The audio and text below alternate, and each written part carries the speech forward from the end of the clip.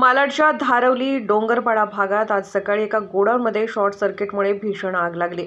या आगीत शूटिंगसाठी वापरल्या जाणाऱ्या 2 गाड्या जळून खाक झाल्याची धक्कादायक घटना समोर आली आहे। सुदैवाने कोणतीही जीवितहानी झाली नसली तरी यामुळे मोठं आर्थिक नुकसान झाल्याचं सांगण्यात येत आहे। या घटनेची माहिती मिळताच माजी नगरसेविका संगीता संजय सुतार यांनी घटनास्थळी भेट दिली। त्यांच्यासोबत शाखा प्रमुख संदेश घरत आणि युवा नेते अंकित सुतार उपस्थित होते। त्यांनी या घटनेची पाहणी करत नुकसानग्रस्तांशी संवाद साधला आणि त्यांना सर्वतोपरी मदतीचं आश्वासन दिलं। घटनास्थळी अग्निशमन दलाने तात्काळ कारवाई करत आग आटोक्यात आणली।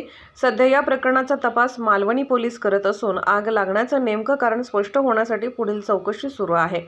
या घटनेने धारवली परिसरात भीतीचं वातावरण निर्माण झालं असून स्थानिक प्रशासनाने अशा घटनांची पुनरावृत्ती होऊ नये यासाठी ठोस उपाययोजना करण्याची मागणी नागरिकांकडून होत आहे। जागृत महाराष्ट्र न्यूज संपादक अमोल भालेराव, मालाड, मुंबई।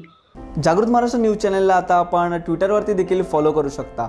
तसेच जागृत महाराष्ट्राच्या वेबसाईटला भेट देण्यासाठी गुगलवर टाईप करा www.jagruthmaharashtranews.com।